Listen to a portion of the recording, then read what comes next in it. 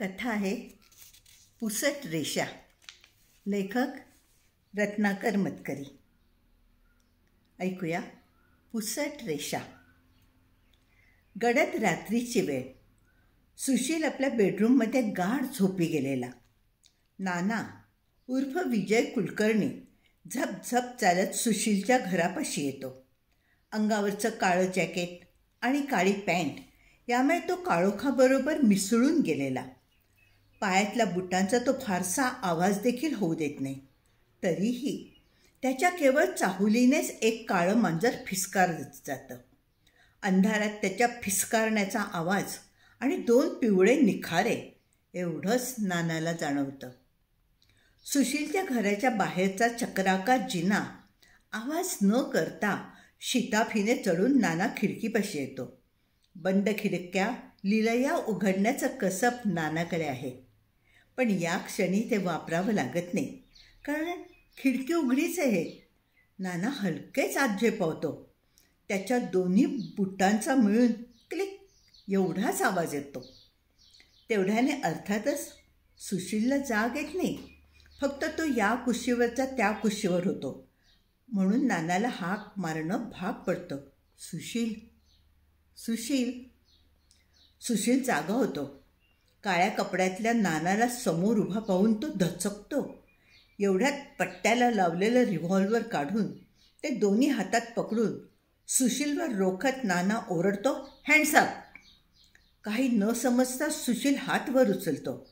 I am going to kill you, you dirty bastard.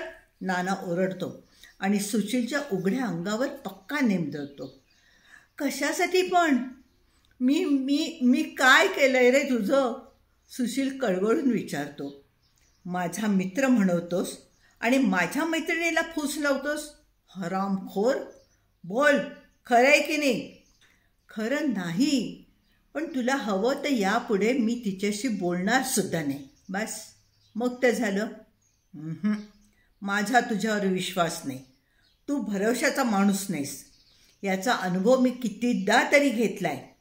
आता तुझ्या गोड बोलण्याला मी फसणार नाही.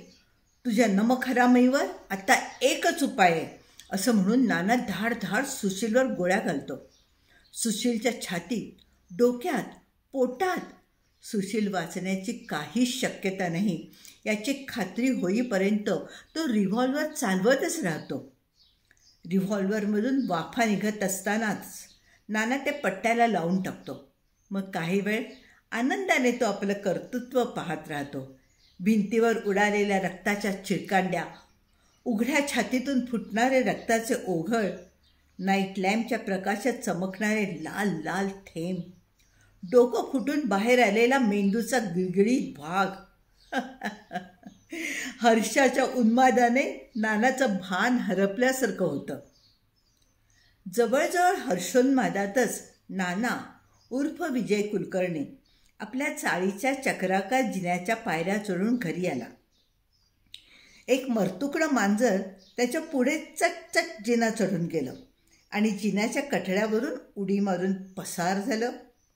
आपल्याच नादात नानाने दाराच्या चौकटीच्या कोपऱ्यात कुणाला न दिशेलशी दडवून ठेवलेली किल्ली उचलली. हाताला लागलेली धूळ पॅन्टलाच पुसली आणि कुलूप उघडलं. पलीकडच्या नेरकरांनी दारावरून जाता जाता विचारलं, काय कुलकर्णी, आज उशीर झाला ऑफिसात न यायला? हो, काम जास्त होतं ऑफिसात, ओव्हरटाईम करावा लागला, नाना म्हणाला.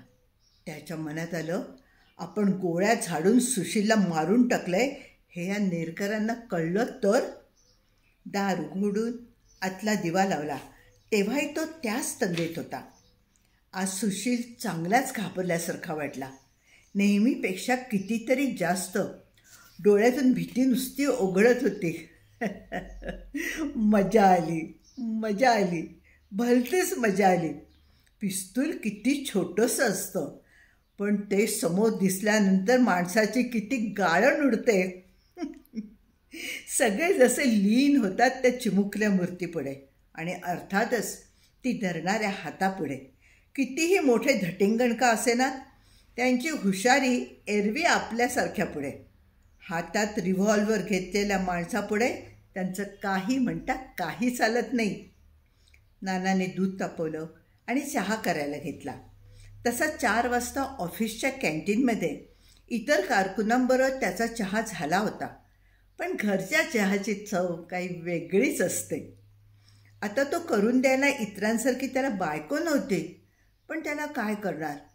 लग्न अगदीच करायचंच नाही असं काही नानाने ठरवलेलं नव्हतं. पण वयाची 37 वर्ष उलटून गेली तरी फारशी चांगली, जिच्याबरोबर सुखाचा संसार होईलचं वाटेल इतपत मुलगी त्याला सांगून आली नव्हती. तोही आपल्या लग्नाचा मोठासा प्रयत्न करत होता, अशातलाही भाग नाही. भूपाल परफ्युम्स या मध्यम आकाराच्या अत्तराच्या कंपनीत इमाने इतपारे नोकरी करावी, मिळणाऱ्या पगारातले थोडे पैसे शिलकीत टाकावेत, कुणाच्या अध्यात ना मध्यात पडावे, असं त्याचं आयुष्य होतं.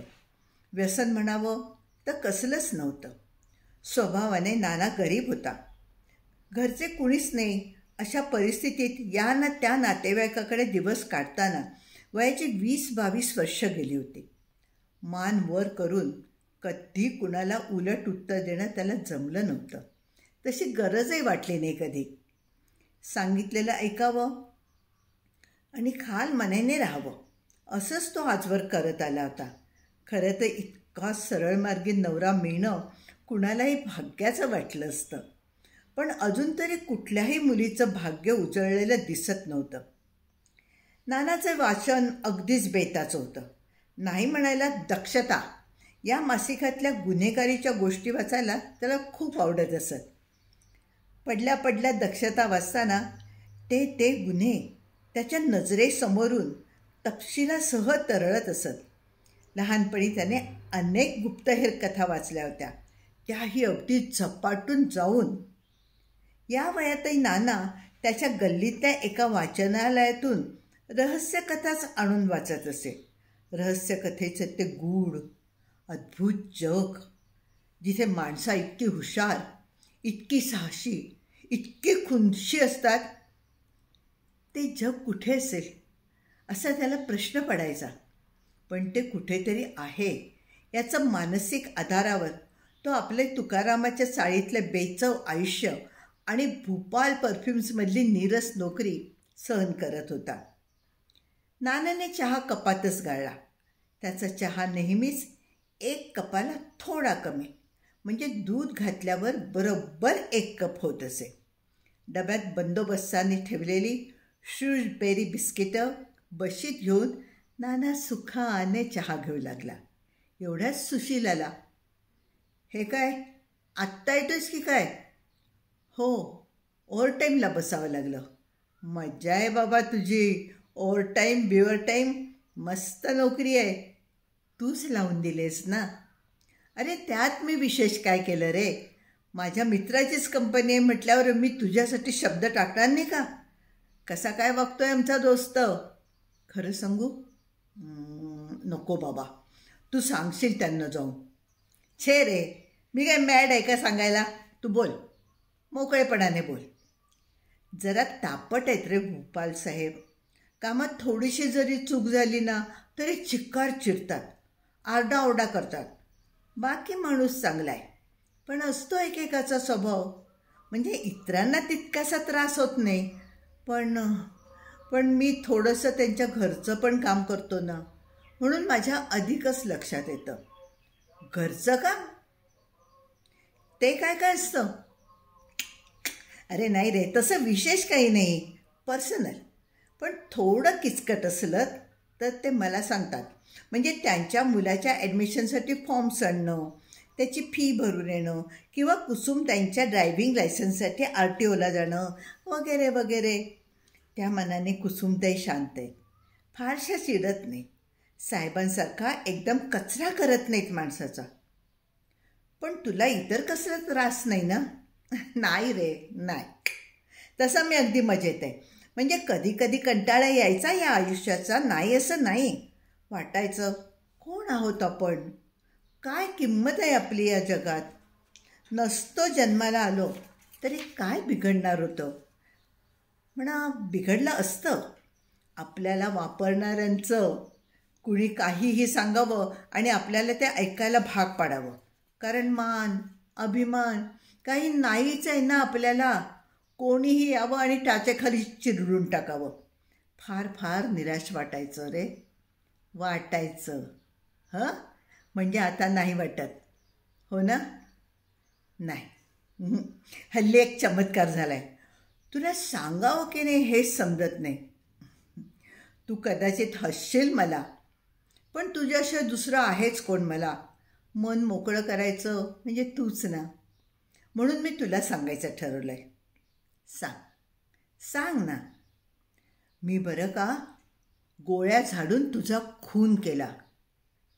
म्हणजे तू रात्री झोपला होतास तेव्हा मी हळूच खिडकीतून आलो आणि रिव्हॉल्वर झाडून तुझा खून केला. अगदी असतील नसतील तेवढ्या सगळ्या गोळ्या झाडल्या. डोक्यात, छाती, पोटात. तू वाचण्याची काही शक्यताच नव्हती. मग तुला आनंद झाला? आनंद असं नाही रे, पण खूप मजा वाटली. एक्साईट व्हायला झालं. असं वाटलं की असं नेहमी नेहमी मारायला हवं. काय? हो ना. आणि एकदा घडल्यानंतर नेहमीच ते डोळ्यासमोर दिसायला लागलंय. अर्थात दरवेळेस त्यात थोडी थोडी सुधारणा होतेच. आज जवळजवळ परफेक्ट झालं बघ सगळं. तुझ्या चेहऱ्यावरची भीती, माझं गोळ्या झाडण्याचं टायमिंग आणि नंतर रक्तस्राव किती व्हावा. Dam it. नाण्या, मी काय केलंय तुझं? उलट तुला चांगली नोकरी लावून दिली. अरे पण मी कुठे म्हणतोय तू काही केलंयस म्हणून. अरे तरी पण खोल कुठेतरी अंतर्मनात तुला माझ्याविषयी चिक्कार द्वेष असणार. त्याशिवाय मला मारण्याचा विचार तुझ्या मनात का यावा? तसं नाही आहे रे ते. म्हणजे ॲक्च्युली कसं आहे ना ते मलाही कळत नाही आहे. त्याला स्वप्न म्हणता येणार नाही, कारण सगळं मी धडधडीत जागा असताना घडलं. फक्त विचार म्हणावा तर नाही, तेही नाही. कारण मला सगळं अगदी लख्ख डोळ्यांसमोर दिसतं, पण तो भासही नाही. कारण अगदी सिनेमात बघतो ना तसं प्रत्येक दृश्य तितकं सगळं स्पष्ट दिसतं. आणि एखादा कलावंत जसा एकेका स्ट्रोकने आपल्या कलाकृतीत सौंदर्य आणत जातो ना, तसं दरवेळेला त्यात अधिकाधिक सुधारणा होत जाते. बस बस बस, तुझं अधिक काही ऐकून घ्यायचं नाही मला. सौंदर्य काय, विचार काय, मला तर ही सरळ विकृती दिसते. दुसऱ्याच्या मरणात आनंद वाटून घेण्याची विकृती. डोकं फिरणार आहे अशाने एक दिवस तुझं. खरंच तुला असं वाटतं? थोडा हिरमुस लावून नाना म्हणाला. अलीकडच्या काळात त्याला मिळालेला हा एकमेव विरंगुळा होता आणि त्याच्या या प्रतिष्ठित मित्राने अशी विल्हेवाट लावून टाकली होती. याचा अर्थ त्याला आपण हे सांगायलाच नको होतं. माझ्याकडे बोललास ते बोललास, आता बाहेर कुठे बोलू नकोस. लोक तुला वेड्यात काढतील, वेड्यात. असं म्हणून संतापलेला सुशील नानाने त्याच्यासाठी मुद्दाम तयार केलेला चहा न पिताच उठून तावातावाने निघून गेला. सुशील नानाकडून निघाला तो थेट भूपाल साहेबांच्या घरी गेला. संध्याकाळ रात्रीमध्ये विरघळून गेली. खुशबू बंगल्याच्या पाठीमागच्या लॉनवरचे दिवे एक एक करून लागले. झोपाळ्यावर बसलेली कुसुम उठून हॉलमध्ये गेली. तेव्हा तिथे बसलेला सुशील सर्वंटने आणून दिलेलं पाणी पित होता. तुम्ही कधी आलात? कुसुमने हसून विचारलं. आत्ताच. 5 मिनिटं वाट बघून लॉनवर बघायला येणार होतो. Be comfortable. काय घेणार, कोल्ड्रिंक की हार्ड? आत्ता काही नको. भूपाल नाही आला अजून? ऑफिसातच उशिरापर्यंत थांबतो तो. त्यानंतर त्याचा क्लब, पार्ट्या, तुम्हाला माहीतच आहेत त्याच्या सवयी. त्याच्या ऑफिसमध्ये तो कुलकर्णी आहे ना? हो, विजय ना? घरी येतो की तो? चांगला आहे बिचारा. Very polite and obedient. कुठल्याही कामाला नाही म्हणत नाही. I like the fellow. बुद्धी बेताचीच आहे, पण खरं आहे, पण ती बेताची बुद्धी आता फार वेडी वाकडी धावायला लागलेली आहे. नाही नाही ते विचार करायला लागले. बरेच हैराण झालेले दिसताय तुम्ही. नाही होणार? हं, त्या माणसाने माझ्यावर गोळ्या झाडल्या, पोटात, छातीत, डोक्यावर. म्हणजे कल्पनेतच, पण कल्पनेतलं प्रत्यक्षात त्याला काय वेळ लागणार आहे का? कुसुमला हसू आलं आणि मग ती हसतच सुटली. कितीतरी वेळ ती हसत राहिली. अगदी थकून जाईपर्यंत ती हसतच होती. नानाचं ते कल्पनाचित्र तिला फार मजेशीर वाटत होतं. त्याची कल्पनाशक्ती अशा आणखीन कितीतरी गुन्ह्यांना जन्म देऊ शकेल असं तिच्या मनात येत होतं. रात्र झालेली. भूपालसाहेब अजून घरी परतलेले नाहीत. नोकर मंडळी मात्र निघून गेलेली. कुसुम गॅसच्या शेगडीशी उभी. सगळं जेवण तयार करूनच बावर्ची गेलाय. भूपाल आल्यावर जेवण नुसतं ओव्हनमध्ये गरम करून घ्यायचं आहे. तोपर्यंतचा वेळ घालवण्यासाठी कुसुम कबाब करते आहे. गॅसच्या शेगडीवर धरून कबाब लावलेली शीख हलकेच उलटी सुलटी फिरवते. नाना लांबवरून बंगल्याचं फाटक न्याहाळतो. तिथे वॉचमन उभा आहे. नानाला कसली घाई नाही. पाठीमागच्या लॉनवर कुत्रे भुंकतात. का ते बघायला वॉचमन बंगल्याच्या पाठीमागच्या बाजूला जातो. नाना चटपटीने पण आवाज होऊ न देता फाटकातून आत शिरतो. वॉचमन कुत्र्याला शांत करून परततो. तोवर नाना फ्रेंच विंडोशी पोचलेला. तिथे उभं राहून तो आतली चाहूल घेतो. आत कोणीच दिसत नाही. कुसुम वर जाऊन झोपली की काय? दाराची बेल वाजवण्याचा वेडेपणा नाना करणार नसतो. तो फ्रेंच विंडोची तावदानं हलकेच ढकलून पाहतो. तिनांपैकी एक उघडं असतं. नाना ते हलकेच ढकलतो आणि बुटांचा आवाज होऊ न देता आत शिरतो. आतमध्ये कोपऱ्यातले 2 दिवे तेवढे मंदपणे जळत असतात. मध्यावरचं झुंबर आता विझलेलं असतं. नाना गुप्तहेराच्या शिताफीने हॉलच्या या कोपऱ्यापासून त्या कोपऱ्यापर्यंत जातो. मग पॅसेज. ही खोली, ती खोली. घरात कुणीही नाही. वा, फारच छान. किचनमधून उजेड येतोय. चाहूल लागू न देता नाना किचनपर्यंत पोहोचतो. कुसुम कबाब भाजण्यात पूर्णपणे एकाग्र. नाना पाठीमागे येऊन उभा राहिलेला तिला कळतच नाही. एका कोपऱ्यात घासलेटची बाटली ठेवलेली. नाना पाहून ठेवतो. गॅस असलेल्या किचनमध्ये या बाटलीचं काय काम? बहुधा इमर्जन्सीमध्ये गॅस संपला असताना स्टोव वापरला जात असणार. तुम्ही? अचानक चाहूल लागून कुसुम वळते. हो, घोगऱ्या आवाजात नाना म्हणतो. कधी? आत्ताच आलात ना? काही विशेष काम? जाब विचारायला आलोय. ती दचकते. मग सावरून म्हणते, हॉलमध्ये बसा ना, मी आलेच. नाही, मला इथेच जाब हवाय. इथे आणि आत्ताच. कशाबद्दल पण? ती चक्रावून विचारते. माझ्या मित्राला, तुझ्या नवऱ्याला तू फसवतेस. तिसऱ्याच एका तरुणाशी तू संबंध ठेवलायस. हां, त्याच्याशी तुमचा काय संबंध? संबंध आहे. माझाच नव्हे, संबंध समाजाचा संबंध आहे. समाजात अशा घाणीला जागा नाही. ती नष्ट केली पाहिजे, नष्ट केली पाहिजे. बोलता बोलता तो घासलेटची बाटली उचलतो. बूच उघडून ते बाजूला टाकतो. बाटलीतलं घासलेट तिच्या अंगावर फेकतो. हे हे हे काय करताय तुम्ही? ती विस्फारल्या डोळ्यांनी विचारते. नाना काहीच बोलत नाही. उरलेली बाटली तिच्या अंगावर रिकामी करून कोपऱ्यात फेकून देतो. ती पळण्याचा प्रयत्न करते, पण नाना किचनचं दार बंद करून त्याला टेकून तिची वाट अडवून उभा. त्याने खिशातून अगपेटीची काडी काढलेली, पेटवलेली. विलक्षण भयाने कुसुम किंचाळू लागते. एवढ्यात नाना तिच्या अंगावर पेटलेली काडी टाकतो. तिचा नायलॉनचा नाईट गाऊन भुरूभुरू पेटू लागतो. तिच्या किंकाळ्या वाढतात, पण किचनच्या खिडक्याही बंद असतात. त्यामुळे तिचा आक्रोश बाहेर ऐकू जाणं शक्यच नाही. आता कुसुमच्या शरीराने नखशिखांत पेट घेतलेला तो आगीचा लोळ खोलीभर धावतोय. वाचवा, वाचवा. ओरडतोय. कुसुमला वाचवणं आता कुणाच्याच हाती नाही. नाना दार उघडून बाहेर येतो. दाराला कडी लावून टाकतो.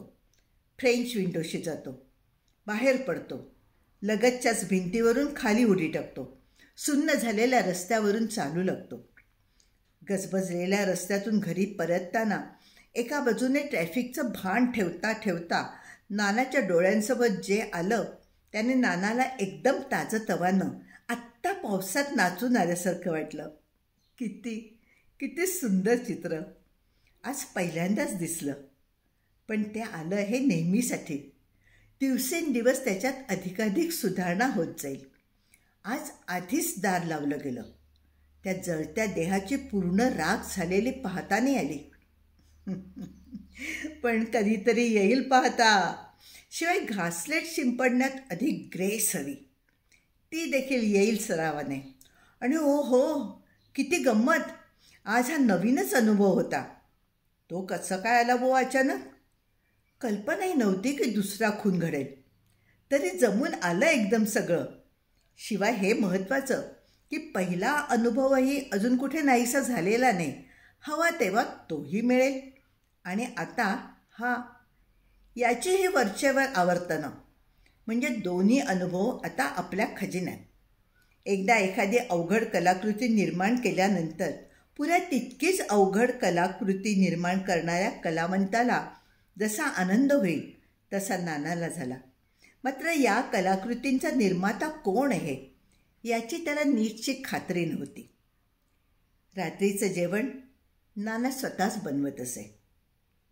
जेवण म्हणजे काय तर कसली तरी पातळ भाजी.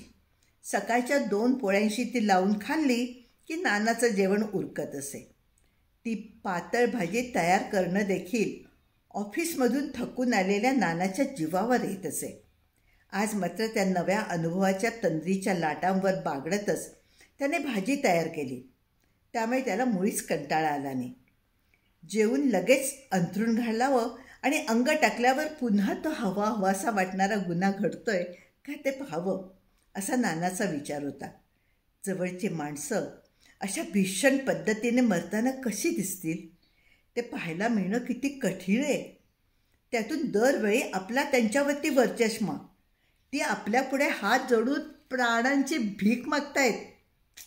हे अति विलक्षण. आणि यावर आणखीन कळस म्हणजे हातून गुन्हा घडल्याची एक्साइटमेंट तर आहेच, पण पोलिसांची भीती नाही, कायद्याचा जाच नाही की शिक्षेची चिंता नाही. किती सोयीचं. हे सगळं इतकं विलक्षण केवळ आपल्या आनंदासाठी तयार झालं.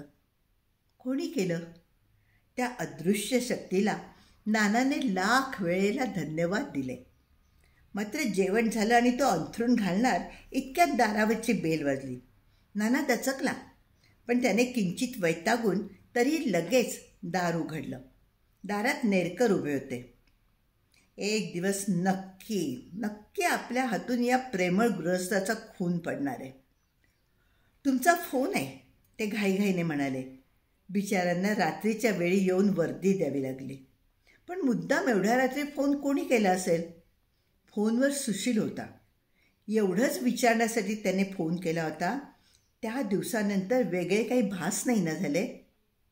हे बघ सुशील, ते नुसते भास नाहीत, त्याच्याशिवाय आणखीनही काही आहे.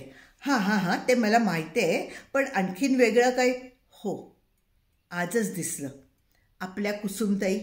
साल्या कुसुम. सुशील एवढ्या जोरात ओरडला की नक्की ते नेरकरांना ऐकू गेले असणार.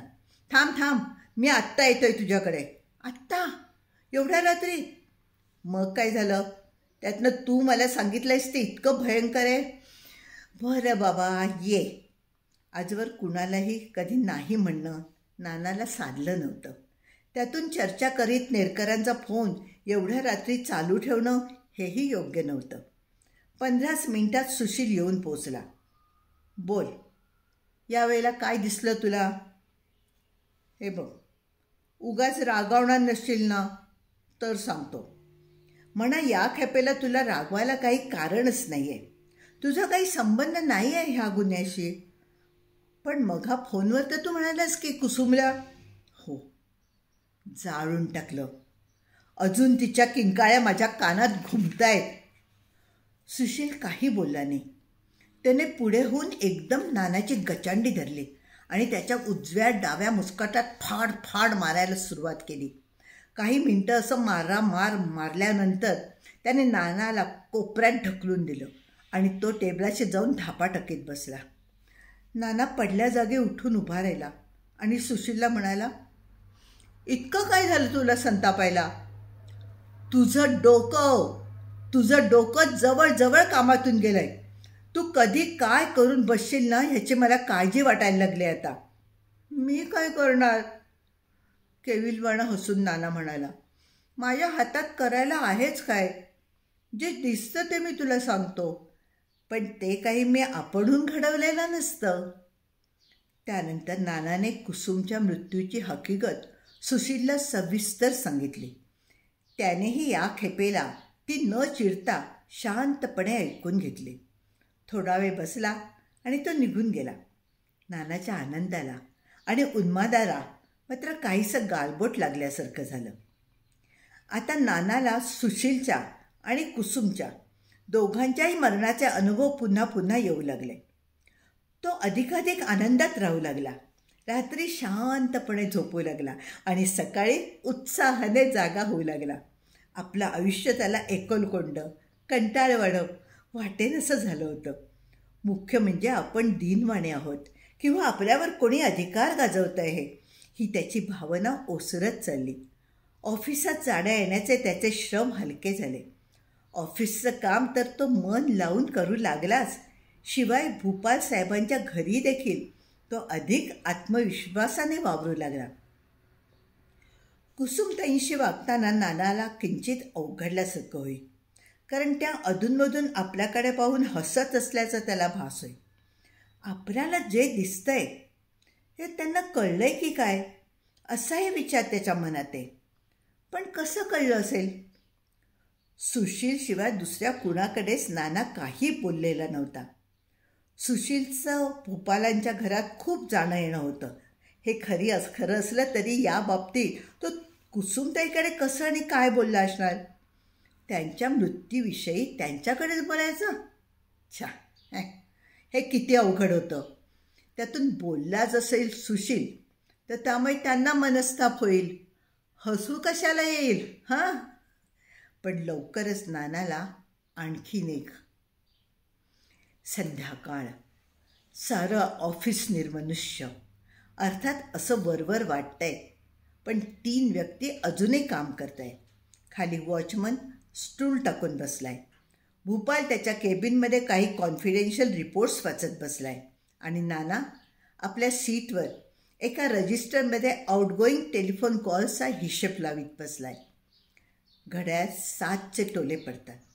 नाना काही एक विचार करून जागेवरून उठतो. ड्रॉवरमधून एक वस्तू काढतो. ती रजिस्टरमध्ये ठेवतो. एकदा आजूबाजूला नजर टाकतो आणि बुटांचा मंद आवाज करत साहेबांच्या केबिनपाशी येतो. भूपालच्या कपाळाला आठ्या पडतात. या शांततेत बूट वाजवत कोण येत आहे? Who's there? तो विचारतो. पण एवढ्यात हातात रजिस्टर घेतलेला नाना केबिनच्या दाराशी येतो आणि घोगऱ्या आवाजात विचारतो, may I come in sir? Yes म्हणत भूपाल वर पाहतो. दारात नाना दिसतो. तो अतिशय आक्रमकपणे ताठ मानेने पुढे येतोय. त्याच्या चेहऱ्यावरचा विखार त्याच्या छातीत धडकी भरवतो. याच्या मनात तरी काय आहे? नाना पुढे येतो, थेट टेबलपाशी. वेल, व्हाय आर यू हिअर? त्रस्त होऊन भूपाल विचारतो. फार झालं भूपाल साहेब. या कंपनीतल्या कुणालाच तुम्ही नको आहात. सदाची चिडचिड, शिव्या, शाप. ज्यांच्या जीवावर तुम्ही ही कंपनी उभी केली, गाड्या बंगले खरेदी केले, त्या तुमच्या स्टाफला तुम्ही कसे वागवताय? हां, कचऱ्यासारखं. भूपाल चकित होऊन ऐकत राहिलेला. कोण आहे हा? आपल्या हाताखालचा धीर जमडीचा माणूस, आणि त्याला इतकी हिंमत कशी झाली? बायकोच्या नावावर केली आहे तुम्ही ही कंपनी. वेळ पडली तर हात वर करण्यासाठी. मग त्यांनाच चालवू दे की ही कंपनी. तुम्ही आजपासून निरोप घ्या स्टाफचा, नव्हे नव्हे ह्या जगाचा. नाना हातातलं रजिस्टर उघडतो, त्यात ठेवलेला सुरा बाहेर काढतो आणि तो बेसावत भूपालच्या पोटात खुपसतो. जोरात बाहेर काढतो, पुन्हा बरगडी खाली खुपसतो. टेबलावर रक्ताचं थारोळं जमा होतं.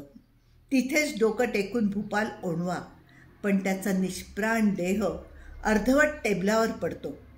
सरकत सरकत खाली येऊन खुर्चीशी अडतो. नाना काही वेळ त्या रक्ताकडे मंत्रमुग्ध होऊन पाहत राहतो आणि मग भूपालकडे. आपल्यावर कायम अरेरावी करणारा आपला मालक आता कसा दीनवाणा झाला आहे हे तो समाधानाने निहाळतो आणि केबिनमधून बूट वाजवत बाहेर पडतो. आज हा आभास चौथ्यांदा झाला. तुकारामाच्या चाळीचा जिना उत्साहाने चढताना नाना मनाशी म्हणाला. पहिल्या वेळेला झाला तो घरच्या घरीच असताना रविवारी दुपारी. लगेच नानाने तो सुशीलला सांगितला होता, त्याच्या शिव्या खाण्याची तयारी ठेवूनच. त्यानंतर एकदा तो भास बसमध्ये झाला होता, एकदा उडप्याच्या हॉटेलात आणि आज ऑफिसात. एखादं स्वप्न जसं बराच काळ चालत राहिल्यासारखं वाटतं, तरी खरोखर पापडी लवण्या इतक्याच वेळाचं ते असतं. तसाच हा आभासातील प्रसंग कितीतरी वेळ चालल्यासारखा वाटला, तरी प्रत्यक्षात मात्र क्षणभरात दिसून जाईल. नाना अर्थातच खूप आनंदात होता. आता त्याच्याजवळ 3 विलक्षण प्रसंग होते. त्यातला कुठला कधी दिसेल हे सांगता येत नव्हतं, पण वरचेवर त्यातलं काही ना काही दिसत राहील आणि नानाची मनस्थिती उजळून जाईल. नानाने चहा तयार केला आणि तो श्रूजबेरी बिस्किटांबरोबर चवीने पिऊन टाकला. सकाळचा पेपर आता सवडीने बघितला. त्यानंतर आज भाजी कुठली बरं करता येईल याचा विचार केला आणि बाजारात जाऊन भाजी खरेदी करायला नको याविषयी समाधानाचा सुस्कारा टाकला. आता बाहेरचे कपडे बदलायला हरकत नाही असा विचार करून तो त्याप्रमाणे कृती करणार इतक्यात दार उघडून सुशील आत आला. सुशीलचा चेहरा काही वेगळाच दिसत होता, घामेजलेला, थकलेला आणि विशेष म्हणजे अतिशय काळजीत असल्यासारखा. आल्या आल्या तो घाईने म्हणाला, बरं झालं तू भेटलास. तू आधी खाली बस बघू, दम लागलाय तुला. पाणी देऊ? नको, मला तुझ्या शांतपणाची कमाल वाटतंय नाना. अरे पण ऑफिसातून घरी आल्यानंतर गडबड कसली? तू सरळ घरी आला असशील याचीच मला आधी खात्री नव्हती. का? मी कुठे जाणार? मला वाटलं तू फरारी झाला असशील. फरारी? मी? ते का बरं? उलट मलाच विचारतोस काय म्हणून? गधड्या, आपण काय करून ठेवलं हे माहीत नसल्यासारखा करतोयस तू. काय करून ठेवलंय मी? अतिशय आश्चर्याने नाना विचारतो. म्हणजे खरोखरच अजून काहीही तुझ्या डोक्यात शिरलेलं नाही? अरे पण काय ते तर सांगशील ना. खून करून ठेवलायस भडव्या तू. नानाचा शांतपणा असह्य होऊन सुशील ओरडला. मला माहीतच होतं एक ना एक दिवस तू हे असं करणार. काय केलंय मी? आणि कोणाच्या खुनाविषयी बोलतोयस तू? आता बोलत बसू नकोस. कुठल्याही क्षणी पोलीस इथे हजर होतील. त्यांनी तुला अटक केली तर जाशील जन्मठेपेवर. अरे पण मग मी करू तरी काय? CST स्टेशनवर जा, गाडीचं तिकीट काढ आणि तिथून तुझ्या गावी निघून जा. 4-6 महिने फिरकूच नकोस इकडे. पैसे आहेत का तुझ्याकडे? हां, नसले तर हे 500 रुपये ठेव. नंतर बघू तुला आणखीन काही लागतील त्याचं काय करायचं ते. आणि हे बघ, गाडीला अवकाश असला तर बाहेर फिरून ये. स्टेशनमध्ये बसून राहू नकोस. तिथे पोलीस येतील तुला शोधायला. आणि हे बघ, अरे थांब, इतकी घाई? मला काही कळतच नाही आहे काय करायचं ते. मला 4-6 महिने गावी कसं राहता येईल? ऑफिसचं काय? एवढी लांब रजा कोण देणार आहे मला? अरे मूर्खासारखे प्रश्न विचारू नकोस. तुमच्या ऑफिसलाच टाळं लागेल आता 4-6 महिने. अरे कंपनीची काहीतरी व्यवस्था लागायला थोडाफार वेळ लागणार नाही का? भूपालचा खून झालाय म्हटल्यानंतर. म्हणजे भूपाल साहेबांचा खून झालाय? बापरे, तो कसा काय? तुझ्या आगाऊ ठरलेल्या पद्धतीनेच रजिस्टरमधून सुराग होऊन गेलास आणि भोसकलंच त्याला पोटात, बरगडीखाली. नाही, अरे अरे पण ते खरं नसायचं. ते मला नुसतं दिसायचं डोळ्यांपुढे, नेहमी दिसायचं. पण या वेळेला तू ते खरं केलंस. मी नेहमी जसा भोपाळला भेटायला येतो तसंच आजही गेलो ऑफिस टाईमनंतर. पाहतो तर हे सगळं. माझ्या लगेच लक्षात आला खरा प्रकार. मी धावत आलो तुला वॉर्न करायला. आधी पळ पळ. नाना अतिशय गोंधळून गेला होता. आपल्या डोळ्यांसमोर दिसणारं ते चित्र, ते खरंच प्रत्यक्षात आलं. आभासाचं जग आणि वास्तव यांच्यातली सीमारेषा पुसून गेली. असं कसं झालं? पण हे कधीतरी होणारच होतं. या धोक्याची सूचना सुशीलने पहिल्यापासून वेळोवेळी दिलेली होती. त्यासाठीच तो आपल्यावर पहिल्यापासून संतापलेला होता. पण आपण तरी काय करणार? आपण मुद्दाम थोडंच काही करत होतो. आपल्या मनाने कसली चित्र पाहावी यावर आपला थोडाच ताबा होता. पण मग हे सगळं कधीतरी घडणारच होतं का? आपल्या हातून खून घडणार आहे याची सूचनाच ते आभास देत होते का? पण आपल्याला तर इतकं सेफ वाटत होतं. नुसतं मनाने बघायचं. रक्ताची थारोळी, कोसळणारी शरीरं, पेटत्या ज्वाळा, चेहऱ्यावरची भीती, आजूबाजूची शांतता, काळोख, गोळ्यांचे आवाज, वाचवा वाचवा अशा किंकाळ्या, हे सारं उन्मादक, छातीचे ठोके वाढवणारं, अमर्याद सामर्थ्याची जाणीव करून देणारं, सगळे सगळे ताण मोकळे करणारं, उसळणारं, उफाळणारं, अनिर्बंध मुक्त करणारं, ते सुद्धा रक्ताच्या थेंबा वाचून. पोलीस, कायदे, तुरुंग, शिक्षा यांच्या अस्तित्वा वाचून आपला आपणच आकार घेणारं, कुणालाही जबाबदार नसलेलं, अशा त्या सृष्टीत पोलीस, फरारी होणं वगैरे वगैरे शिरलं तरी कुठून? जितका विचार करावा तितका नाना अधिकच चक्रावू लागला. एकीकडे सुशीलची घाई चालूच होती. नानाही स्वस्थ बसलेला नव्हता. विचार करता करता तो अगदी गरजेच्या वस्तू बॅगेत भरत होता. हळूहळू त्याचं मन सुन्न होऊ लागलं. आपल्या हातून हा खून झाला कसा याचं नवल अजूनही ओसरलं नव्हतं. यापुढे ओढवणारी कठीण परिस्थिती अजून नीटची डोक्यात शिरत नव्हती. एका बधीर अवस्थेतच त्याने बॅग उचलली, दाराला कुलूप लावलं आणि सुशीलने बोलवलेल्या टॅक्सीत तो जाऊन बसला. ड्रायव्हरला CST बाहरगाम प्लॅटफॉर्म हे देखील सुशीलनेच सांगितलं. सुशील नसता तर अशा प्रसंगात आपण काय केलं असतं हा विचार त्या बधीर मनस्थितीत देखील त्याच्या मनाला चाटून गेला. रात्रीची वेळ, पण खुशबू बंगला माणसांनी गजबजला होता. लॉनवरचे सगळे दिवे जळत होते. टोळक्या टोळक्यांनी माणसं उभी होती. आपापसात कुजबुजत होती. धक्का बसलेली कुसुम काहीही बोलू शकत नव्हती. फक्त अधूनमधून रुमालाने डोळे पुशीत होती. नात्यातल्या एक दोघी धीर देण्यासाठी तिच्या जवळ बसल्या होत्या. पण त्या तरी काय करणार? धीर देण्यासारखी परिस्थितीच नव्हती मुळी. खाली पोलीस इन्स्पेक्टर मेढेकर खून प्रथम पाहिलेल्या माणसाशी, सुशीलशी बोलत होते.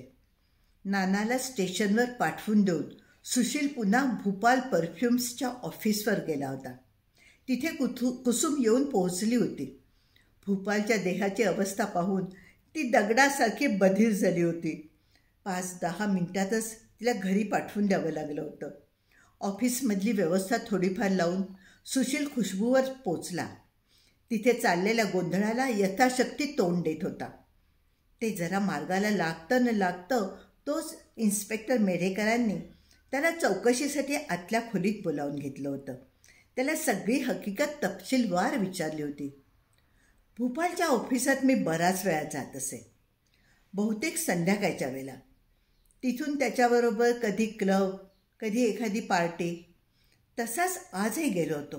पण हे असं भयंकर दृश्य पाहायला मिळेल अशी कल्पना मला कुठून असणार? ते पाहिलं आणि मी धावत खाली गेलो. वॉचमनला माझ्याबरोबर घेऊन वर आलो. तो तर ते बघून थरथर कापायलाच लागला. मी त्याला म्हटलं, इथे कशालाही हात लावू नकोस आणि पोलिसांना बोलावून घे. कुसुमताईंना मी स्वतः फोन करून या प्रकाराविषयी सांगण्याचं महाकठीण काम केलं आणि मग तिथून बाहेर पडलो. कुठे गेलात? सुशील सांगायला घुटमळू लागला. हे बघा, सगळं खरं खरं सांगणं तुमच्याच हिताचं आहे. ज्या अर्थी तुम्ही इथून गेलात तासाभरानं इथेच परत आलात, त्या अर्थी काहीतरी तसंच महत्त्वाचं काम करायला तुम्ही बाहेर गेलात, हो ना? कुणाला तरी प्रत्यक्ष भेटून खबर द्यायला. कुणाला? सांगून टाका. कुणाला पाठीशी घालण्याचा प्रयत्न केला तर तो तुमच्या अंगाशी येईल, लक्षात ठेवा. भूपाल साहेबांच्या ऑफिसातला एक कारकून माझा मित्र आहे, विजय कुलकर्णी म्हणून. अगदी साधा भोळा आहे बिचारा. मीच त्याला भूपाल परफ्यूममध्ये नोकरीला लावलं. हां, त्याचा या खुनाशी संबंध असण्याची शक्यता आहे? नाही हो, नाही. तो अगदी सीधा आहे. खून करण्याच्या प्रकारातला नाही आहे तो. तसं कुणाही विषयी कधीच सांगता येत नाही. आणि त्याचा खुनाशी संबंध नाही तर त्याला खबर देण्याचं कारण जरा विचित्र आहे. तुमचा विश्वास बसणार नाही म्हणून सांगत नव्हतो. माझ्या या मित्राला सतत खुनाचे आभास होत असतात. त्यात तो स्वतःच्या जवळच्या माणसांचे खून करतो. पहिला खून त्याने माझाच केला, दुसरा मिसेस भूपाल्यांचा आणि तिसरा थांबू नका, सांगत राहा. तिसरा भूपालचा, सूर्याने भोसकून. पण हे त्याने मला त्याच्या कल्पनेतलं म्हणून सांगितलं होतं. तो खरंच असं काही करेल असं? पोलीस तुकारामाच्या चाळीत दाखल झाले. दाराला कुलूप. त्यांनी शेजारी पाजारी चौकशी केली. नेरकरांकडून कळलं की एरवी तो एवढ्या रात्रीचा कधीच बाहेर राहत नाही. आज संध्याकाळी ऑफिसातून आल्यानंतर तो बाहेर गेला. हातात बॅग होती. मेढेकरांच्या लक्षात आलं, हा संशयित कुलकर्णी माणूस फरारी झाला आहे. तो कुठे गेला असावा याचा शोध घ्यायला सकाळपासून सुरुवात करायची असं त्यांनी ठरवून टाकलं. पण मध्यरात्र उलटून गेली असताना नाना स्वतःच पोलीस ठाण्यावर हजर झाला. तिथल्या हवालदाराला सांगू लागला की मला भूपालांच्या खुनाचा कबुली जबाब द्यायचा आहे. खुनाचा कबुली जबाब म्हटल्यावर एकच गडबड उडाली. मेढेकरांच्या घरी फोन गेला. पोलीस ठाण्यावर लगबगीने सगळे हजर झाले. नानाचा कबुली जबाब ऐकून घेऊ लागले. मला फरारी व्हायचा सल्ला दिला होता. कुणी? सुशीलने? हो. पण तुम्हाला कसं माहिती? त्यानं सगळंच सांगितलं आहे आम्हाला, तुमच्या आभासांविषयी सुद्धा. मग बरंच झालं मी इथे आलो ते. मी काय सांगत होतो बरं तुम्हाला? हां, तर मी स्टेशनवर पोचलो. आमच्या गावाला जाणाऱ्या गाडीचं तिकीटसुद्धा काढलं. 2 तास होते गाडीला. मी विचार करत बसलो. विचार करता करता वाटलं की आपण खून केला हे तर स्पष्ट आहे. तर पळून जाणं आणि दुसऱ्या कुणावर तरी आळ येऊ देणं हे काही बरोबर नाही आहे. आपल्याला होणारे आभास ही जर विकृती असेल तर आज ना उद्या आणखीन कुणाचा खून देखील पडेल आपल्या हातनं. तेव्हा पळून पळून कुठवर पळणार आपण? आपल्या मनापासून थोडंच पळता येतं आहे. म्हणून मग गाडीचं तिकीट परत केलं, अर्धे पैसे घेतले आणि निघून आलो. बरं, मग मिस्टर कुलकर्णी, आज संध्याकाळी तुम्हाला हा भास कसा झाला सांगाल? सांगतो ना. मला खूप बरं वाटतं त्याविषयी बोलताना. मी माझ्या सीटवर, साहेब त्यांच्या केबिनमध्ये. मी ड्रॉवरमध्ये एक सुरा ठेवलेला, रुंद, धारदार. तो तिथे कसा आला? कसा आला नाही, काही आठवत नाही. पण भासामध्ये तो मला तिथेच मिळाला एवढं खरं. मी तो एका लांब रुंद रजिस्टरमध्ये ठेवला आणि साहेबांच्या केबिनमध्ये गेलो. तिथे थोडाफार बोलाचाली झाली. म्हणजे मीच काहीतरी जोरजोराने बोललो आणि एकदम रजिस्टर उघडून सुरा बाहेर काढला. त्या सुऱ्याने साहेबांच्या पोटात, बरगडीजवळ असं पुन्हा पुन्हा भोसकलं. नंतर साहेब खाली पडले. तिथपर्यंत मी त्यांच्याकडे पाहत राहिलो. रक्ताचा सुंदर रंग डोळ्यात साठवून घेतला. आणि बाहेर पडलो. 1 मिनिट. बाहेर पडण्याआधी तुम्ही सूर्यावरचे बोटांचे ठसे पुसलेत? नाही, ठसे नाही पुसले. मला सुचलंच नाही ते. ठीक आहे, पण यावेळेस आपण खरोखरच खून केला आहे हे तुमच्या कधी लक्षात आलं? आलंच नाही. सुशीलने घरी येऊन सांगितलं तेव्हा कळलं. मला एकदम धक्का बसला. गोंधळून गेलो मी. सुशीलने टॅक्सी बोलवली. तिच्यात असं गोंधळलेलाच बसलो होतो. दुपार उलटताना मेढेकर खुशबू बंगल्यावर गेले. त्यांच्याबरोबर 2-3 हवालदार होते. त्यांनी निरोप पाठवल्यावर कुसुम खाली आली आणि त्यांच्यासमोर बसली. बराच वेळ कुणीच काही बोललं नाही. मग कुसुमने विचारलं, भूपालच्या खुन्याला अटक केली? हो. काय मिळालं त्याला? यांच्यासारख्या कर्तबगार माणसाचा प्राण घेऊन काय मिळालं? काय मिळणार? खून करून कधी कुणाला काही मिळतं? पण मिळेल अशी आशा मात्र प्रत्येक खुन्याच्या मनात असते. याही खुन्याला वाटत होतं की भूपालचा खून केल्यावर त्याची सुंदर पत्नी आणि तिला मिळणारी भूपालची कंपनीसकट सारी संपत्ती आपली होईल. यासाठी त्याने एका निष्पाप साध्या भोळ्या जीवाला त्याच्या मनोविकृतीचा फायदा घेऊन यात गुंतवलं. कुणाविषयी बोलताय तुम्ही? वेळ पांघरू नका कुसुमताई. मी कुणाविषयी बोलतो हे चांगलं ठाऊक आहे तुम्हाला. नानाच्या मनातलं कल्पित वास्तवात येऊ शकतं.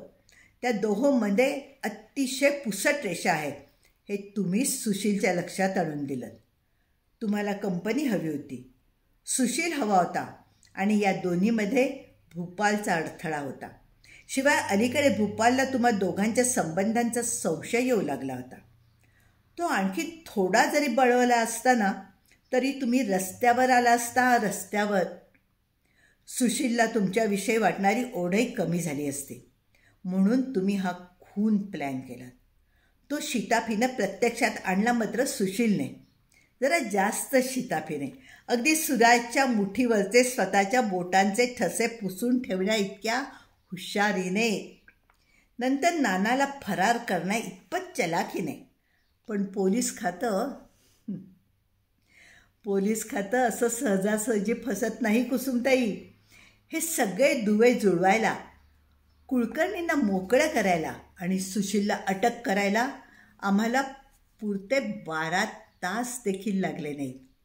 कुसुमताई, खुनाची योजना आखून खुन्याला सहाय्य करण्याच्या आरोपावरून आम्ही तुम्हाला अटक करीत आहोत.